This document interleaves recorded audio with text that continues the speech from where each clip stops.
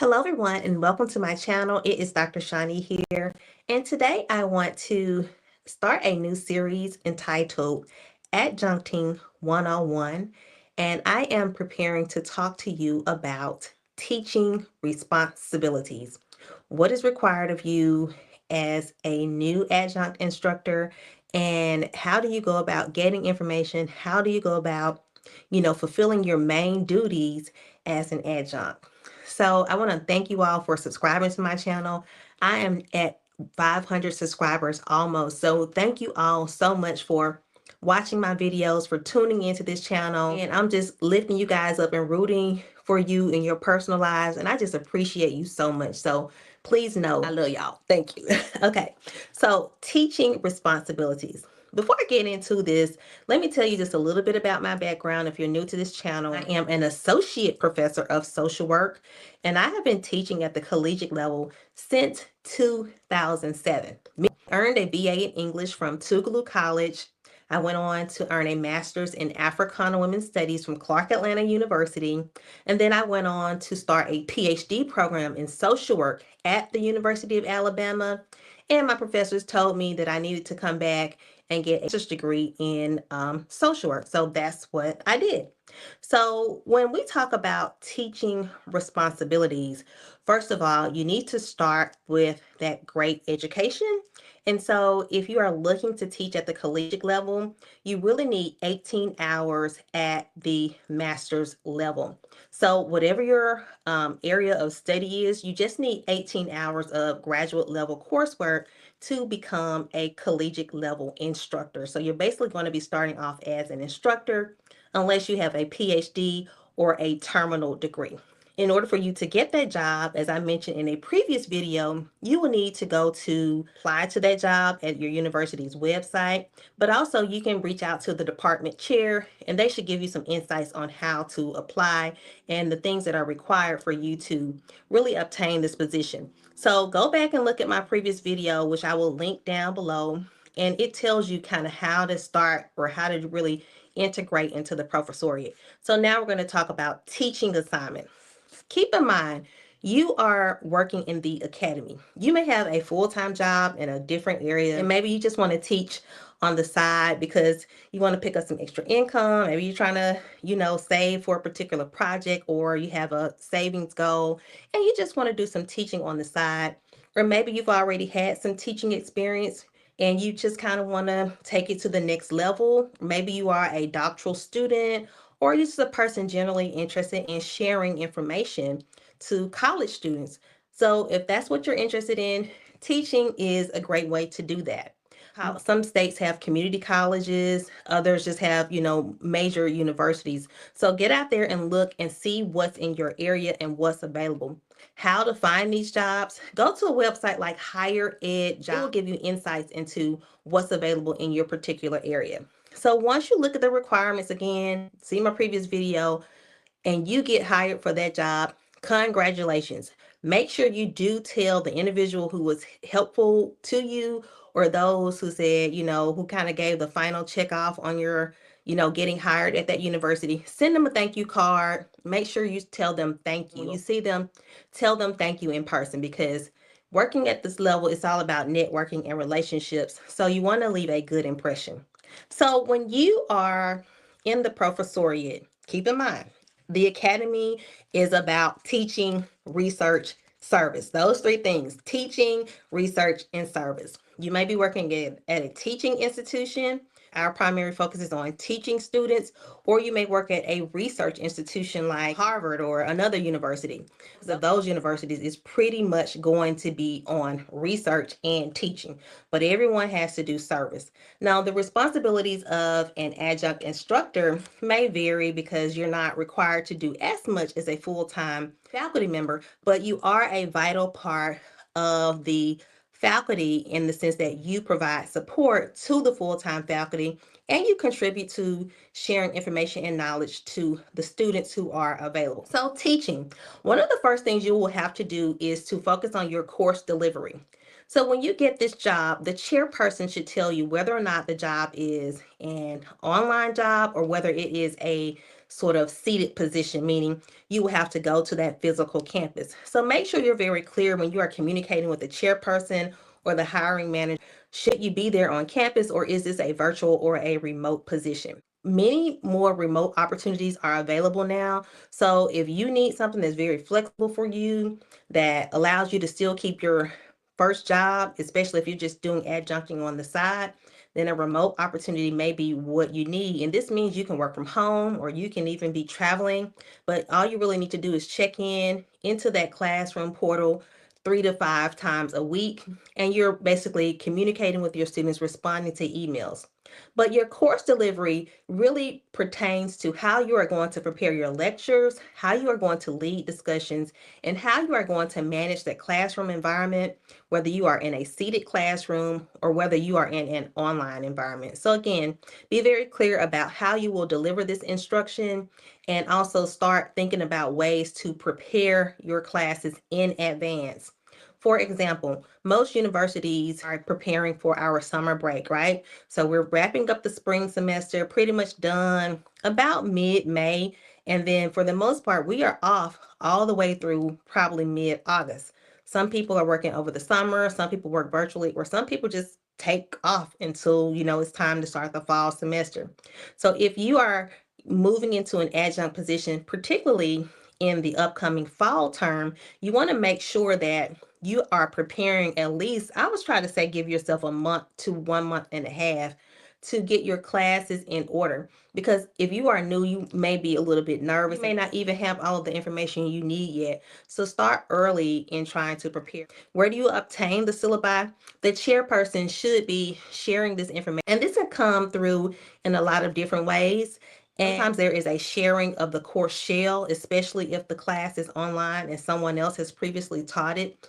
They just may say, well, you can copy Professor Johnson's shell. They taught the class 3 semesters ago or 1 year ago. Just copy the information and copy the syllabus, change the syllabus a little bit, or perhaps the syllabus is already updated, which will be really good and helpful because you wouldn't have to do anything. But in most instances, the syllabi or the syllabus has to be revised to reflect your name. And so you will make those small changes and upload it in an accessible format so that your students can get that information early. Because typically when you are teaching, the university requires that the information is put into a particular shell or a module at least 3 to 4 days prior to the start of the semester. So again, this is why it's important for you to start early in the term so that all of your information can be uploaded and that you are also meeting the standards of your university. So the syllabus, of course, is the course map for the students. And if you already have been to college, you know that the syllabus basically tells you what assignments are required and when they are due. It also specifies the learning objectives for the class, the required material, and also your grading policies. So try to be as clear as possible with your course syllabus. Next, as an adjunct, you will be required to grade papers. And so some people get really intimidated by grading, but you shouldn't be intimidated by grading. Just know that you will have to keep a schedule. And just know when you are working with college level students, and keep in mind when you're teaching at the collegiate level, everyone is not that 17 or 18-year-old person going to college. Many non-traditional students from really diverse backgrounds, students from all over the world are in college now. They are going back to get degrees. So keep in mind, individuals sometimes do have anxiety because they are students, and sometimes they just are frustrated and they want their grades. So if you can maintain a schedule and understand that a big part of adjuncting requires that you are grading papers in a timely fashion. So this is basically your assessment of the student work. You want to be fair and you want to get this information back to students in a timely manner. I have realized through my almost 20 years of teaching that students really start to get fussy and frustrated when they don't know where their grades are or where they stand in your class. And so sometimes they have anxiety about testing or they are afraid. So try to be as clear as possible with your syllabus, with all rubrics, and especially give grading back in a timely manner and keep students informed. You don't have to tell them too much about things, but if you are making kind of changes around grading or dismissing assignments or adding an assignment, that can cause a little bit of confusion. So make sure you are communicating clearly to students so that you can eliminate the confusion in the emails, and of course the reports to the chair, because the students will escalate sometimes very quickly. Not all students are like that, but sometimes students will just go above you and just go straight to the chair, go to the president about something as simple as a grade. So you want to minimize that, because if you are adjuncting, you will probably find out that you like it a lot. And hey, it does put a little bit of extra money in your pocket, not a whole lot, but it's something that is a rewarding experience to teach others and to share information. So we want to minimize the conflicts that can occur sometimes when we are adjuncting. Office hours, most adjuncts are not really required to hold office hours. And so this means that you may not have an office space at your university. In my experience, having taught at the community college level, we had a small little section, probably like a break room reserved for us, but it wasn't that much of, space for us as adjuncts. When I was an instructor at the University of Alabama, I think we had probably big areas to sort of, do work and bring our laptops, but I typically worked at home. And at any other university, there was like an area for us to, take a break, especially if we were traveling and things of that nature. So we did have space, but keep in mind, all universities are different, and some universities do not have a big budget. And sometimes it's just, adjuncts are not thought of in the same way as, full-time faculty, although adjuncts do contribute a great deal to universities, and they should not be thought of that way. But just read a lot of these articles out here about the struggle of adjuncts. I certainly have been there. And so unfortunately, sometimes that the attention to, understanding that adjuncts do need office space, that adjuncts do need access to the copier and all those things to be successful in the classroom. Sometimes universities and departments do not give that as much consideration as they should. But hopefully you can change that. Student communication is going to be a big part of your teaching responsibilities. So make sure you respond to students in a timely manner and also in a professional manner. Sometimes students will not address you by your preferred designation. I tell my students all the time, my name is Dr. Woods. Please address me as Dr. Woods. I put this in writing. I put it in my syllabus. I say it very nicely. And they will still send me an email talking about, hi, hey. And some of it comes across in the wrong way. And it will make you frustrated, because you're saying to yourself, where's the respect here? Where has the respect gone for professors, or just for, me as a human being? And I just really try to navigate around that. And I try to understand that my students do have a need, and I am there to serve.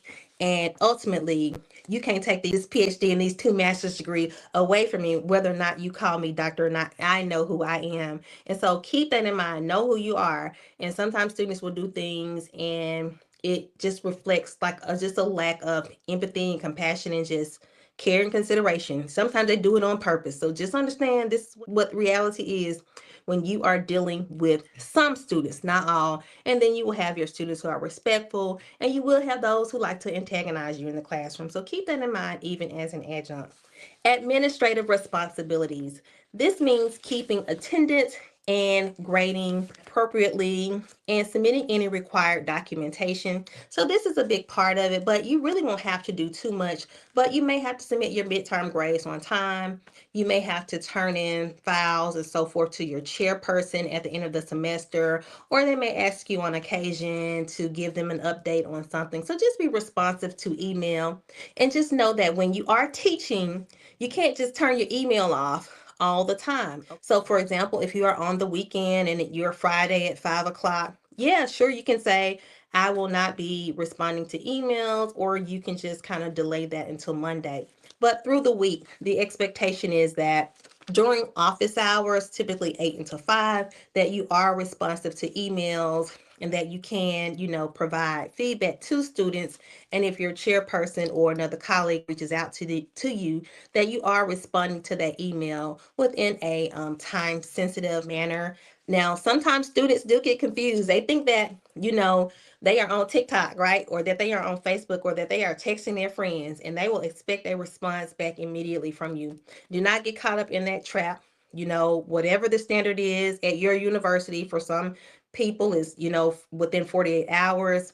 Some universities encourage you to respond within 24 hours. So keep those guidelines in mind, but also know that you have to maintain work-life balance, and you cannot sit there and reply to every single email just as soon as a student emails you, just because they want to email you about 30 or 40 different things. Yes, their needs are important, but also you have other responsibilities to take care of, as an adjunct instructor. Compliance, make sure you are compliant with ADA regulations, with FERPA regulations, academic integrity, and make sure that you are familiar with the university's policies and procedures just for your role as a member of the larger university community. Another thing to keep in mind when you are teaching, everything, just in life and business, it's about making those connections.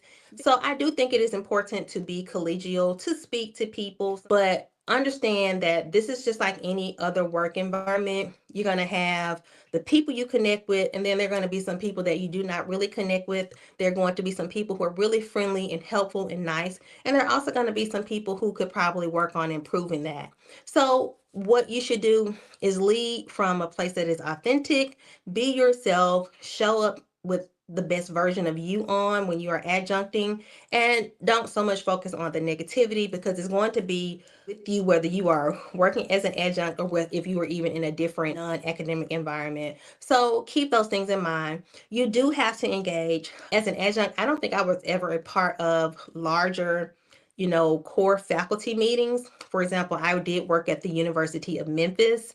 They gave us all adjunct trainings. We had to go there for, I think, over a period of 2 days and really take this specific adjunct training. They taught us what to do if you're dealing with students who are in a classroom and they are disruptive. So I thought that was very helpful. And they gave us a book, a packet of information. But I thought that was so helpful because it gave us a guideline for what to do as individuals who are really relatively new to the professoriate and who didn't have any teaching experience. And so that was helpful because I was able to sit around the table with some of the core faculty, the chair, get to know them, but also I was able to meet the other adjuncts. And although we did not really see each other as much as the semester moved on, it was still nice to bond and to make that connection. And I really do think like most universities need something like that to train the adjuncts, because sometimes you're just given your course assignments and they're like, go run with it. And you're like, I'm a first time, I don't have any teaching experience. What should I be doing in the classroom? So if you have experience, that's a great thing. But if you don't, do not stress about it too much. You will make mistakes. Just try to think of ways that you can facilitate and lead groups, perhaps, in your community or in other environments, and make sure you can think about teaching as a skill that is transferable. So let's say you don't have teaching experience, but have you led groups? Have you led teams? Have you done some public presentation? Those are all transferable skills that can apply to teaching. As it relates also, again, to the category of being professional and collegial, just make sure you're being professional in your emails. If you don't know what to say, run it through, one of these AI generators to kind of give you some words to say. And if something is super frustrating to you, if someone has sent you some communication that you do not like, don't respond to it immediately, because you will most often have a knee-jerk response and it will not end well. So keep in mind, you are there to maintain this job because you like it, because you're really interested in the students.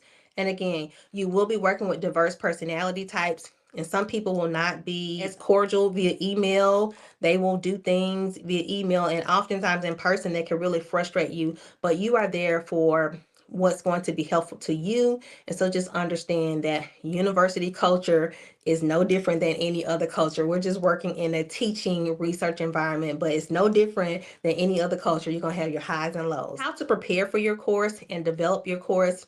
Make sure you're prepared for classes, that you have the materials needed, that you have technology available and accessible to you. For example, it means that if you're going to be using a PowerPoint, understand that sometimes the technology may not work in the classroom. What's going to be the backup? I always have a laptop with me and my iPad Pro with me. I have an iPad Pro M4. I always have some type of device with me so that if for whatever reason the smart technology in my classroom is not working, I can easily go to my laptop, turn on my phone, put the Wi-Fi on my phone, and then or put it on hook it up to my iPad, and I can still continue with my instruction. So keep your technology handy and shore up on your use of technology in the classroom. I will never forget when I was a student at the University of Alabama, I was also a graduate teaching assistant and a research assistant, but I also was an instructor there. Some of that technology, I was like, I do not know how to work this. I'm always having confusion when I'm trying to turn these projectors on. Is this button? Is that button? But practice makes perfect. So if you can take a few days before the semester starts to familiarize yourself with the technology, please do so. Otherwise, you may run into some little hiccups in the classroom, and those things happen. You're a human being. But if you can familiarize yourself, and the same goes, for example, if you are teaching online, familiarize yourself with that portal. Are you all using Canvas, or are you using D2L? Are you using Moodle? What platform are you using to communicate this information? Do you know where the links are? Do you know how to navigate your class? Do you know how to reply to your students? So make sure you are preparing your course by, number one, familiarizing yourself with the technology and making sure that you have access to the textbook and all the materials you need to be successful. Staying current. How do you stay current in your field and incorporate real life scenarios into your classroom instruction? One of the best ways to do that is to go to conferences, to get out there, to go to conferences in your field, to present in your field. There you can also transmit or share knowledge, but also you can receive knowledge from your colleagues and from your peers. I will be presenting at the University of Alabama in a few weeks. So by staying current in your field, this is going to help you as you share knowledge in the classroom. I love to watch the news, to read the news, to stay abreast of current events, because if I'm teaching social policy, well, all of that is news. What's going on in the world? How does it impact the social work profession? So look in your profession. What conferences are out there for you to even just attend? You don't have to present yet, but just get out there and attend conferences, because that's going to keep you current. And I'm not just talking about those practice-based conferences. Those are good, but go to a research level conference, because again, you are working in academia is different than a practice environment. And I try to tell this to people sometimes, especially in social work. Teaching is a form of practice work, right? So there is teaching practice, and then there is like social work practice, all right, working with the clients and going out there doing home visits. But when you are in the academy, you are becoming a teaching practitioner. You are becoming a teaching expert, a research expert. So your focus is on teaching, researching, and service. How do you integrate the community? So you really have to make sure you are maintaining a balance. It's good to have your foot in the practice world, for example, if you are in nursing, but once you transition from the clinical side of nursing and you come over into the academic side, you're transmitting that to student or helping them to understand what they will run into when they do become practitioners at the practice level. So you are transmitting the knowledge that you have of your profession to students at the undergraduate, graduate, and even doctoral level. So keep that in mind. Teaching is teaching. Academics is all about research, teaching, and service. There are some other ways to engage in course prep and development. Just sit down. Ask one of the older professors or perhaps senior professors, someone who's been there for many years, like, hey, can I, pick your brain? Can I take you out for a cup of coffee? And they can tell you and share some resources on what has been helpful with them. I have found that just talking to people, I've had many people to just sit me down and say, hey, Shani, hey, this is what we want to change, or these are some things that you can think about in the classroom, and be willing to receive that information, because people are here to support you. And even if you've run into some people who are a little bit prickly, it doesn't mean that they can't share good information with you. And also, do not find yourself afraid of going out there to look online. Look at some of these other universities. What are their adjuncts doing? How are they prepping for classes? This information is out here. And of course, we have AI. Use AI as a tool for information, as a tool to help you better your classes, to better the teaching experience, to better the classroom experience. The goal is to get better each year. No one starts off as a master professor or master teacher. No, we all have to start off at ground zero. And so what you want to do is find out unique ways every semester or every year. How can I improve? What can I add differently? And if you're going to be working at a university, you need to make sure you go on and get that terminal degree. Otherwise, you are basically doing yourself a disservice. And I have seen people do that. I tell people all the time, like, if you're going to be working in the university, either you're going to be on the staff side of it, you're going to be in higher administration, like, administration, president, provost, and all of that, or you are going to be in the classroom doing classroom work. And if you are in the classroom, you need to get compensated for what you are doing. Don't just sit there and say adjuncting here for 12 or 13 years and never go and get that PhD, because you're doing the same work as the full-time professor. You're just not getting compensated for it. So keep those things in mind. You have to stay focused on the main thing, especially if you're going to be working at a university, because I have seen it over and over again in various sectors where people are there, or they're an instructor, and they never go and get that terminal degree, or something comes up in the way, and they would have been doing the job of a full-time instructor or full-time professor, but they're not making that compensation. So keep that in mind. If you're going to be teaching, unless you just want to do it as a part-time, but if you're going to be in academia, you need to get a PhD. I would say get a PhD, because it is the gold standard of degrees when we start talking about working in the academy, because it indicates that you can also do research and that you understand research. You can get another degree. You don't necessarily have to get a PhD, but make sure you have a terminal degree. So if you don't have a PhD, then you may have another degree that is comparable to a PhD in your field. But do understand, when you are trying to get these adjunct positions, they require you to have at least a master's degree in your field, but they also are often looking for individuals with PhDs or a similar degree. And most universities, especially those research institutions, are just strictly hiring PhDs because it is a research degree. So now I'm going to talk to you a little bit about job descriptions and what to look for. And I just pulled out the first one I saw online. I just Googled, adjunct faculty job in Nashville, and one job popped up. And that job is at Fisk University. So I'm just going to give you an overview of what you might be finding when you are searching for your jobs. So go to higheredjobs.com, or just go to indeed.com, get on LinkedIn. All of those resources will help you find adjunct positions in your area. Or you can just do a simple Google search, adjunct faculty position, comma, whatever state you are in, or whatever city, and those positions will come up, or whatever university, or just go to that particular university's career page or their employment page, and just get out there at a online account, and you can look for jobs and start applying right away. So I'm going to read this job description that tells you what some of the criteria are for these adjunct positions. And this is just adjuncting, right? And this was at Fisk University, and I just pulled this up today.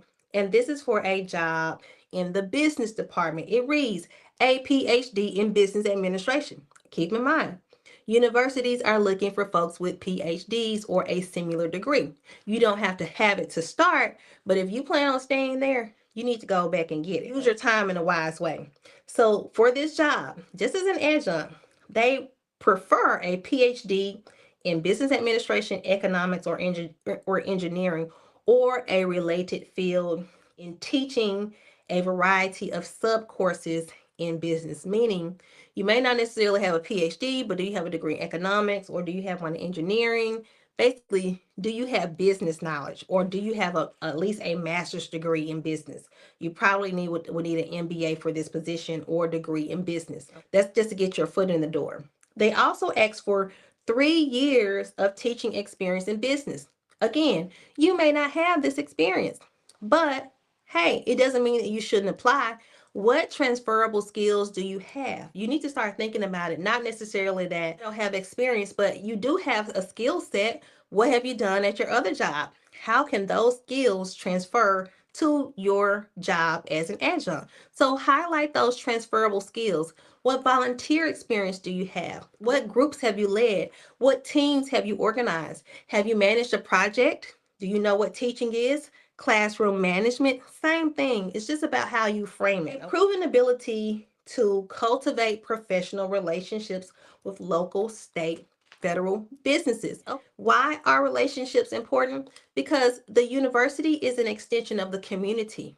We are trying to partner with community. Why? Because who are our consumers? Students. And where do they live? In various communities across the world. So it's all about capacity building, relationship building.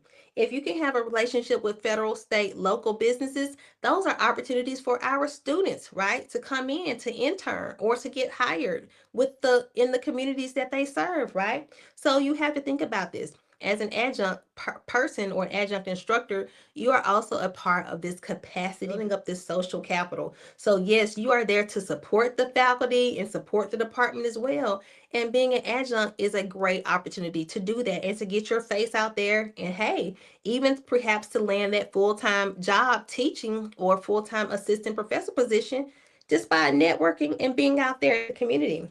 So you will need a background check. You will need an official transcript. And I tell students this all the time, individuals who are applying for jobs. And keep in mind, I used to help people write resumes and stuff way back in my 20s. And so I love talking about, getting hired and things of that nature. When you graduate from your college, okay, and all your degrees are listed, whether it's at the undergraduate level or your master's degree, go ahead, find you some at least $100 or maybe $150. Request your physical transcripts. Now you can do it electronically. But even at some of these universities, everything is still kind of paper. It's a paper, right? So it depends on your university. But go ahead and request a physical copy of your transcript. If you have that master's degree, try to get at least 3 to 5 for your master's degree. Undergraduate, try to get 3 to 5. And just put these away in a folder somewhere in your house. Why? Because someone may call you tomorrow. Let's say you apply for a job. They may call you tomorrow and say, hey, you got an official transcript? You don't want to say, man, I got to go try to find that thing. I got to go try to request it. No, what you want to do is already have it handy. Sure, I can send it to you tomorrow. I can overnight it to you tomorrow. Or just go online and get a, digital copy of it. Most universities offer that now, but 20 years ago when I was fresh out of college, no, baby, you had to, it was a process. And so that can delay your process. So as soon as you graduate, or even if now you just have some time on your hand and you're thinking about applying for an adjunct position, go on ahead and request 5 copies of your master's transcript just to have sent to your house. Have them sent to your house and do not open them. Request 5 copies of your undergraduate and do not open them. Put them somewhere in a Ziploc bag so they will not get wet. Keep them in a file folder. Keep them in a safe place. So if someone calls, you have it already on hand. And of course, you can always still send it digital. But most universities will request the official. They may accept an unofficial, which you can simply download from, your university's student account portal. You can download that, but you need to have those official transcripts on hand. I always keep some handy. Let me tell y'all what Tim did. I had Tim order some transcripts. I was looking at it on the couch. I said, what are you doing? What's all this? He didn't open up all his transcripts. I said, Tim, why you open these transcripts? I didn't know what they were. So I was, guys, so don't open them, okay, when you get them. When it comes to your references, all you have to do is create you a Word document. Find you 3 to 4 people who are going to speak highly of you. I like to list 4 to 5 references, and let me tell you why. Maybe reference 2 is a little bit slow to getting around and stuff. That's one of your great references. Your professor from undergrad. This is someone who knows you personally, but sometimes they may be a little bit slow to respond to email. Maybe they have some family situation. Maybe they're aging and they don't really respond as fast as they used to, 15 years ago. So have you a next person in line. And so you can put 3 to 4 to 5 references. So if 1, 2, and 3 don't work out, maybe 3, 4, and 5 will work out. But they're getting in touch with someone about you who will speak highly of you. Do not list individuals on your reference list who will not speak highly and favorably of you. They need to sell you like they are trying to sell you a brand new car. You want someone who's going to go in and root for you and help you land this job. Another thing is required of this particular job. They didn't ask for any certifications or licenses, but it's good to have this listed on your curriculum vitae. And so it says, while performing this job, you will be required to sit, to stand, to use your hands, to feel, to reach with arms, to talk, and to hear. So if you are a person who is living with an invisible disability or a visible one, you don't have to go around telling everyone that, but you can communicate, land this position, what some of your barriers are to doing certain things. And I'm sure that everyone will be very supportive and accommodating and help you get the resources that you need. Because guess what? We all are dealing with various things. So keep that in mind. And if you are a person, a colleague, and you see your colleague is having some challenges, perhaps walking or navigating to a building, or need some additional assistance, be a friend, hold the door, ask them, do they need help, or can you support? Okay, so let's get to the responsibilities of this job, this part-time adjunct position in business administration. You are to deliver activities to achieve specific outcomes. You are to prepare homework to help with homework assignments, and you are to provide handouts and to administer homework. You are to evaluate students' grades, their assignments, papers, and exams. You are to maintain attendance records by the specific deadline. You are to respond to emails within 24 hours. Again, I told you some universities 48 hours. You should set up periodic meetings with the chair of the department. This means you need to check in with your chair, or their chair will set up meetings with you. And you will be responsible for this particular job for teaching 2 classes per semester in the business discipline to undergraduate students. So that's basically 2 classes in the fall and 2 classes in the spring. And so those are the requirements. And also it states that a person would have to be able to lift up to 10 pounds and occasionally lift up to 25 pounds. And what that means is if you're having to carry some books or something like that, or let's say you're helping in the office, you need to move your office or your chair around, things of that nature. But I really haven't had to lift too many things that were heavy, and we have individuals who move things around for us. So those are some things I want you to think about when it comes to your teaching responsibilities. And keep in mind, if you are mistreating students, they are going to tell. They are going to tell. If you are doing something that they find that they do not like, they are going to tell it, and they're going to make it known. So keep those things in mind. You want to approach it with the mindset that everyone deserves respect. Treat people with respect. And respect will bring that same respect. Make sure you take time for mental health, balance, and work out, get good exercise in, because teaching and adjuncting can be a lot, especially if you're a doctoral student or a person who's maintaining many other responsibilities. So that's my message for you today. I hope this video has been helpful for you, and thank you for asking me those questions to the individuals who sent me an email. If you have questions about adjuncting or any of the other topics that I talk about on this channel, email me at info@AskDrShani.com. I'm always happy to address your questions. And until the next time, you guys be safe and be blessed. And thank you so much for my almost 500 subscribers. I love y'all right back. And take care and have a good evening. Bye-bye.